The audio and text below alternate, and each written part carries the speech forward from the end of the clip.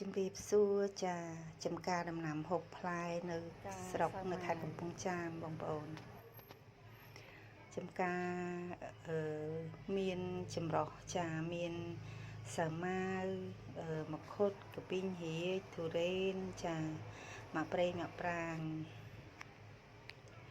ហ្នឹងហើយបងប្អូនលក្ខណៈតូចល្មមមានគ្រប់មុខអញ្ចឹងនេះមកព្រៃមកប្រាងទុរេនចា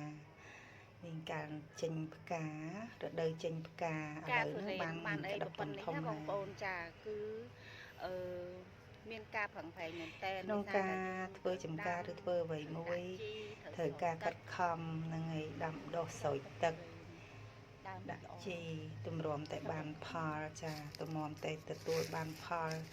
មានការខិតខំប្រឹងប្រែងមែនតើបងប្អូននេះរដូវឥឡូវហ្នឹងកំពុងតែស្រោចទេណាបងប្អូនរដូវស្រោចទឹកពេញទំហឹងហើយម្ចាស់ចំការរៀងដាបស្រោចទឹក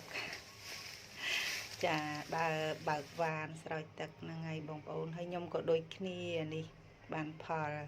តម្រាំបានចេញវីដេអូមួយបងប្អូនថ្ងៃនេះឆ្លៀតធ្វើវីដេអូមួយបានមួយចឹងល្មូលក៏ភ្នែកអស់ហើយចាអរគុណច្រើនបងប្អូន